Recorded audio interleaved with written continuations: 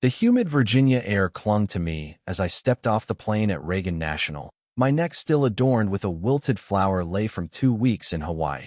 My red button-up shirt was creased from the long flight, but I didn't care. I was home. My house on Magnolia Lane, with its grand driveway and historic wrought iron gate from the 1920s, was my sanctuary. Or so I thought. Little did I know, my neighbor, Evelyn Hartwell, had turned my driveway into a battleground while I was sipping my ties under palm trees. I'm James Carter, a 54-year-old software engineer with a master's degree, 2 rental properties, and a clean record. My home's ornate gate was a selling point when I bought the place 3 years ago. Privacy, elegance, a clear line between my world and the suburban chaos outside. But as my Uber turned onto Magnolia Lane, the driver, a talkative guy named Mike, slammed on the brakes. "Whoa, is that your house? What's with that gate?" My stomach dropped. My beautiful gate now sported a sleek smart lock, its digital display flashing "password required" in red. Fresh concrete and new screws secured it. This wasn't a mistake, it was deliberate. I dragged my suitcases to the sidewalk, my vacation zen evaporating. Then I heard it, a high-pitched, mocking laugh that could only belong to Evelyn Hartwell. She stood on her manicured lawn, arms crossed, in a pristine beige blazer and slacks, her blonde bob screaming, "I need to speak to your manager." Her smile was pure venom. "Welcome back, James," she drawled. "How was Hawaii? I got you a little gift." She gestured to the lock with a flourish. "What did you do to my gate, Evelyn?" I asked, my voice steady despite the rage bubbling inside.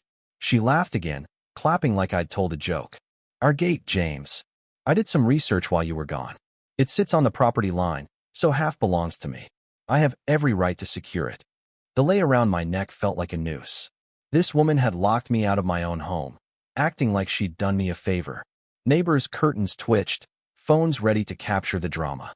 "That's not how property law works," I said, stepping closer to the fence between our yards. "This gate has served my driveway for a century." She cut me off, her voice rising. "Can't protect my property values from certain types who drag down the neighborhood?" The way she said types made my skin crawl. 3 years of her passive-aggressive nonsense noise complaints about my soft jazz, HOA violations for my too long grass. It wasn't. Her clutching her purse when I passed had led to this. Then she crossed a line. Leaning close, she whispered, "Your place is where I say it is." And then she spat in my face. Something snapped. 3 years of her coded insults and manufactured complaints boiled over. I don't remember deciding to tackle her, but suddenly we were on the ground, her blazer grass-stained, her hair a mess. Sirens wailed in the distance, growing louder as Evelyn scrambled up, screaming, "Assault!" He attacked me. Neighbors emerged, phones out, turning Magnolia Lane into a reality TV set.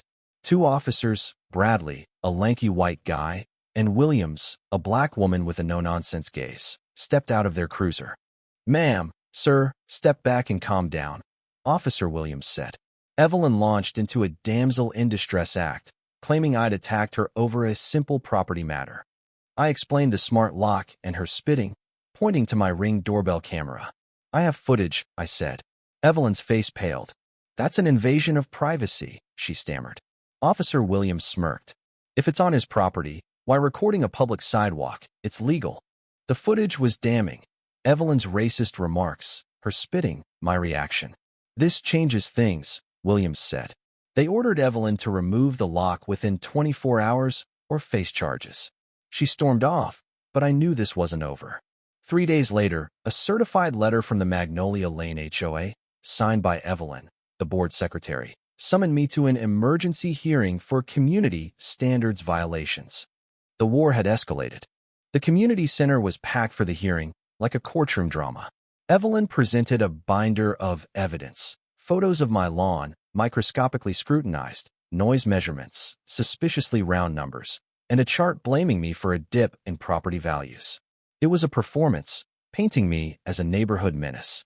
Then it was my turn. I projected a spreadsheet showing her 17 complaints, 16 deemed baseless by authorities. I played the Ring footage, her words "certain types," "know their place," echoing in the silent room.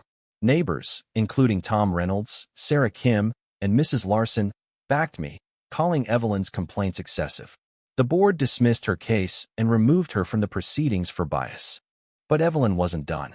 A process server delivered a 43-page lawsuit claiming she owned half my gate, part of my driveway, and 15 feet of my lawn, demanding $127,000. Her forensic survey alleged a 1924 boundary error. I hired Margaret Lee, a sharp real estate attorney, who called it legal extortion.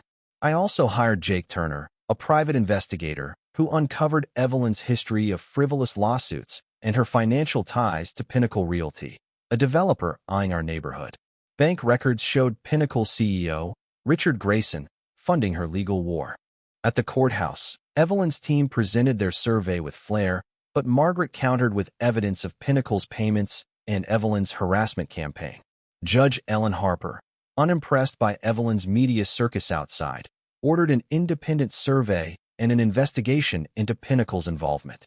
Neighbors rallied behind me, and Dorothy Wilson from the NAACP revealed this was a pattern: developers targeting minority homeowners. The story exploded nationally, with CNN calling for interviews. A Duke Post expose detailed Pinnacle's shady tactics, forcing Grayson into a defensive press conference where he crumbled under tough questions. The final battle came at an emergency zoning board meeting. Pinnacle petitioned to rezone our block as commercial, citing civil unrest from our dispute, threatening eminent domain. Margaret revealed an FBI investigation into Pinnacle's civil rights violations. Neighbors, furious, spoke out, with Tom declaring Pinnacle the real disturbance. The board rejected the petition and referred Pinnacle for prosecution. 3 months later, Pinnacle's stock tanked, Grayson resigned, and Evelyn, facing conspiracy charges, testified against them for immunity. She sold her house and fled. My lawsuit was dismissed, and the survey confirmed my property lines. I won a settlement from Pinnacle, funding a legal defense fund for other homeowners. Magnolia Lane is peaceful now, my gate unlocked. New neighbors stop by, and I offer them coffee, because that's what good neighbors do. What do you think? Was my reaction to Evelyn's provocation justified, or should I have stayed calm? Have you faced injustice or bullying in your community? Share your thoughts below. Let's debate violence, fairness, and standing up to power. Your voice matters.